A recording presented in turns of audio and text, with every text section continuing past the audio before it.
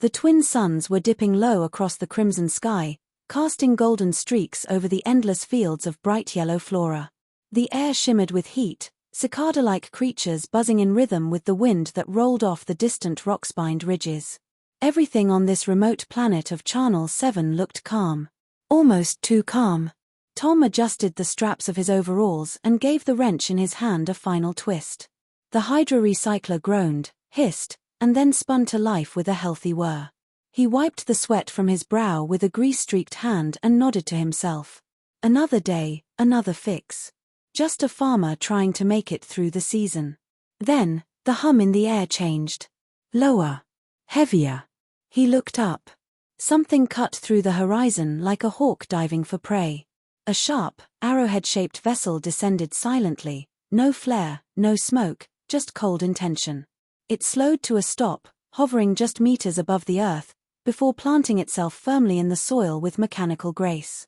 Tom sighed. Every damn time I fix something, something else breaks, he muttered. But this wasn't a busted machine. The ramp hissed open. Steam poured out. And she stepped forward. Her skin was metallic blue, glinting in the twilight like tempered steel. Long silver-white hair whipped over her shoulder, revealing angular features and piercing violet eyes.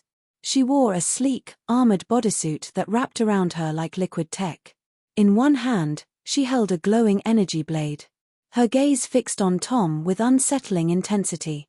"You are Tom Mason of Earth lineage," she said, voice cold and filtered. Tom looked around at the wide-open nothing. "You see anybody else out here?" She took a step forward, the ground beneath her boots sizzling slightly from residual energy. "I am Commander Yelvax of the Kaathari Dominion. You are in violation of Galactic Territory Law 773B, unauthorized terraforming and resource extraction." Tom tilted his head. I'm just growing corn. And daisies. Maybe a few space potatoes." She didn't flinch. "You will surrender and be taken aboard for processing. Resistance will be met with force." He crossed his arms, glancing past her to the ship. "I'm guessing you don't get a lot of people saying no to you." Yelvax raised the blade slightly.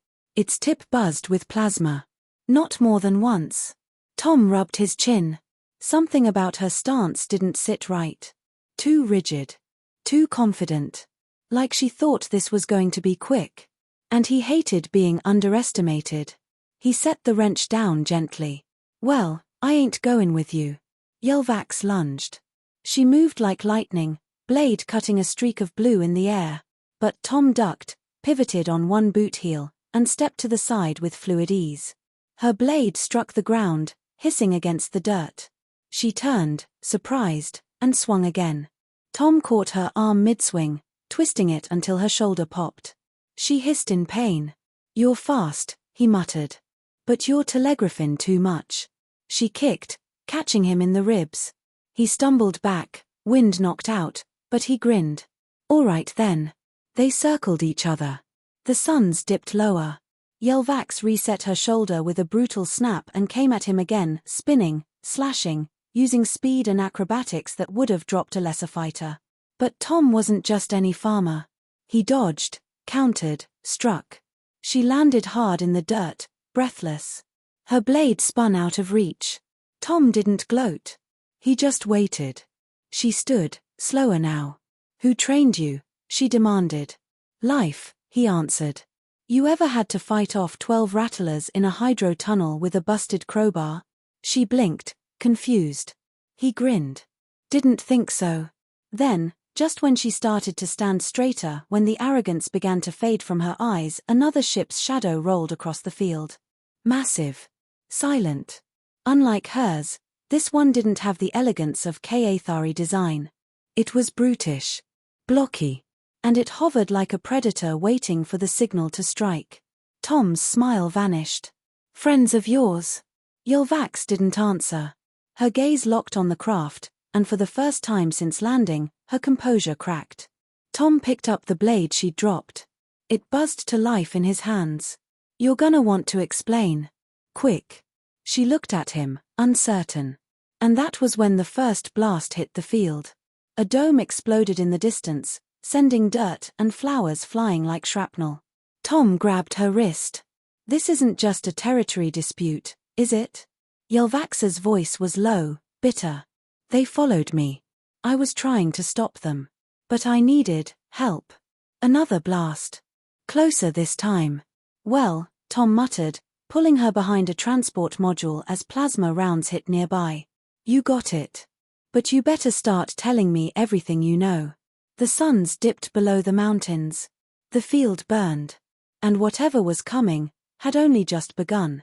The ground quaked beneath them as another explosion rocked the field.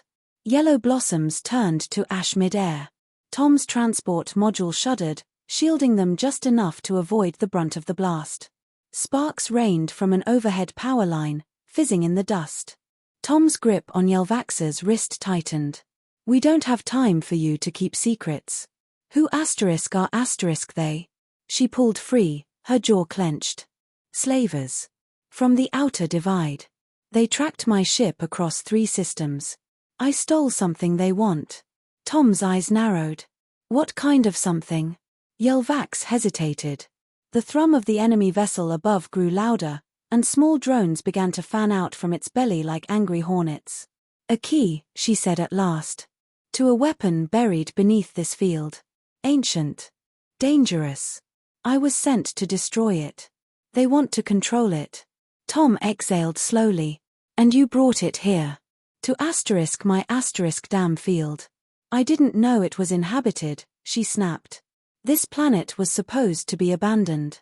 Tom peeked around the module's edge. A drone zipped past, scanning with a red beam. He pulled back just in time. Well, surprise. Welcome to the only working farm in this quadrant. Yelvax moved to retrieve her second blade from the dirt, its hilt still glowing faintly. She paused. Why are you helping me? You could have let them take me. Tom looked at her, then at the burning ruins of his irrigation dome. Guess I don't like being used as bait. The nearest drone zipped low. Tom spun, grabbed a spade from the module wall, and hurled it like a spear. The drone sparked, sputtered, and dropped into the flowers with a mechanical screech. You ever fight slavers before? Yelvax asked. Nope, Tom said, reaching for a second tool. But I've fought bureaucrats. Pretty much the same. Just with less lasers. She cracked a smile. Only for a second. Then the voice came, broadcast on every frequency. Metallic, guttural, cruel. This is Captain Vroth of the Crimson Chain. You are harboring a fugitive. Turn her over, and your death will be swift. Resist, and you will witness extinction. Tom stepped out from behind the cover. Hey, Vroth.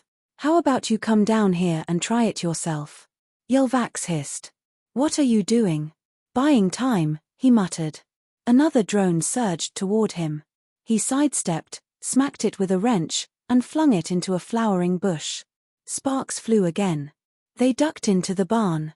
Inside, it was dark, musty, and filled with old mechanical parts and harvest droids in various states of disrepair.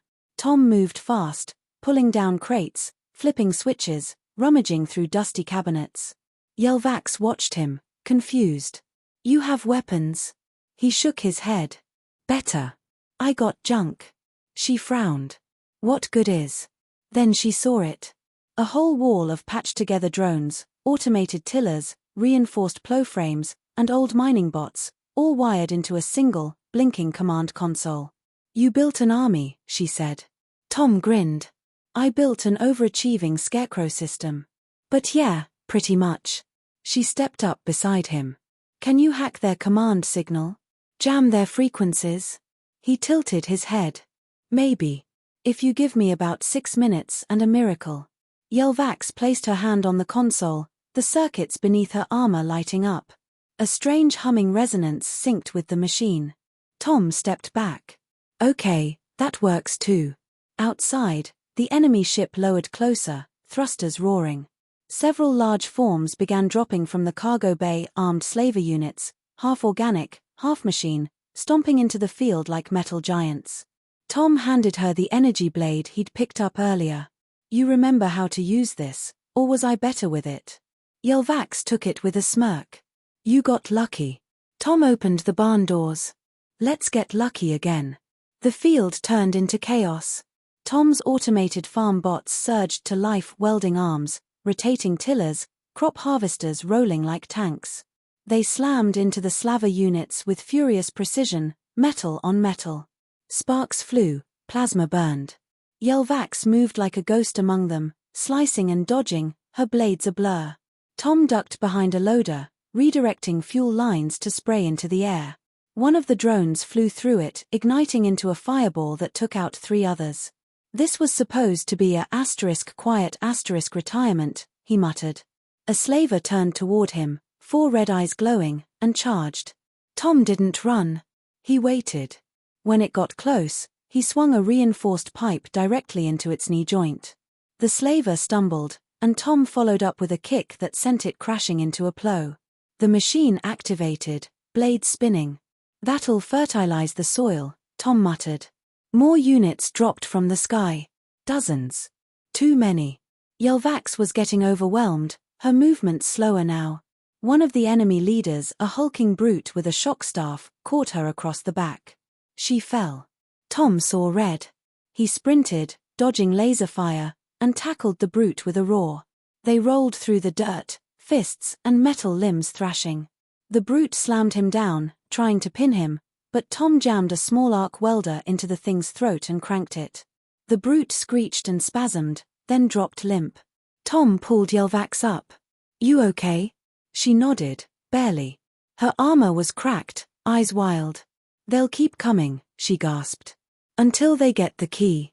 Tom's brow furrowed. "Where is it?" She looked down. "Beneath us." He blinked. "Wait. You buried it. Asterisk here asterisk. I didn't have a choice." Then the voice came again, wrath echoing through the smoke and fire. "You will die for nothing. This world will burn." Tom stood. "No. It won't." He looked at Yelvax. "We dig it up. Now." Her eyes widened. "If we activate it, we level the field." She hesitated, then nodded. "All right." Together, they moved to the old grain silo, converted into an emergency supply bunker. Inside, beneath a hidden panel, lay a trapdoor. Tom yanked it open. A staircase of ancient metal spiraled downward. He looked at her. "You sure we're ready for this?" Yelvax answered by descending into the dark.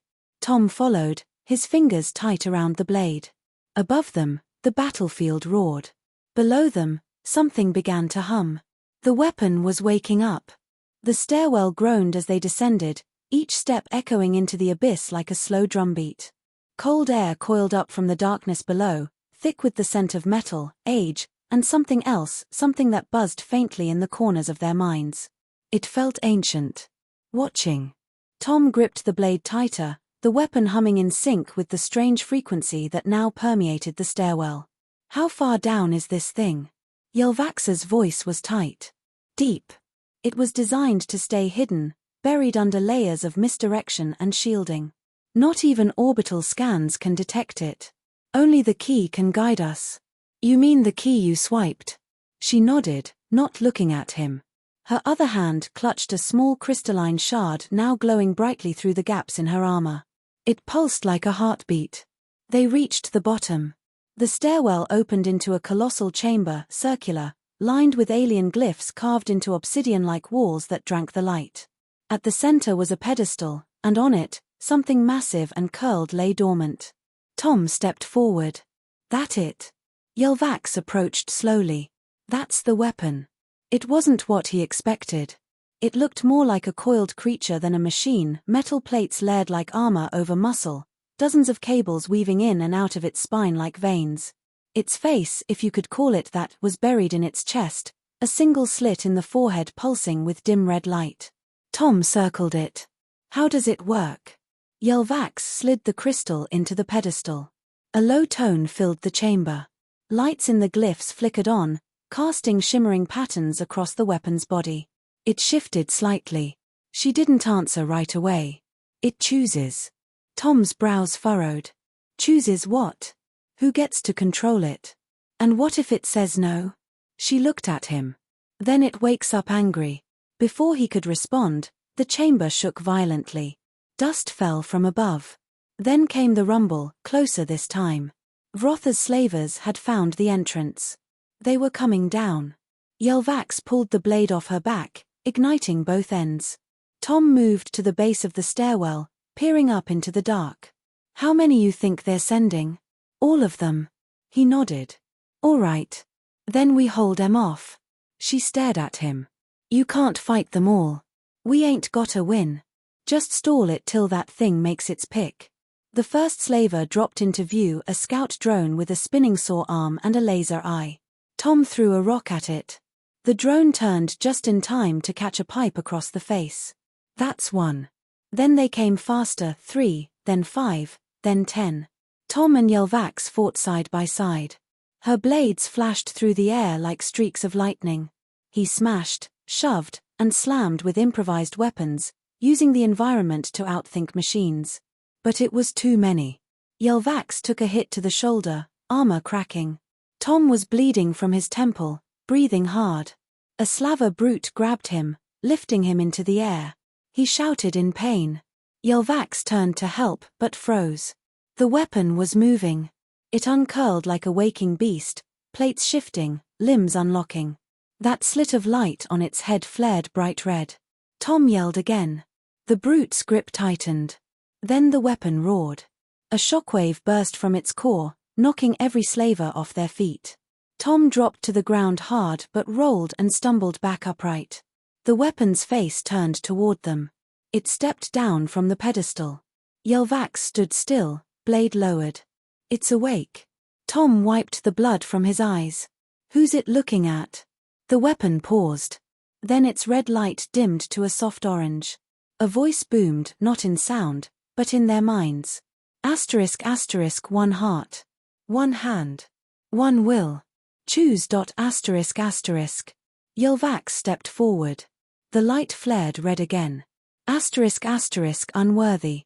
Violent. Deceptive. Asterisk asterisk. She froze. Tom blinked. "Ah. What about me?" The light turned to him. The voice softened. Asterisk asterisk, wounded. Honest. Relentless. Asterisk asterisk. He took a hesitant step closer. "I ain't trying to control you.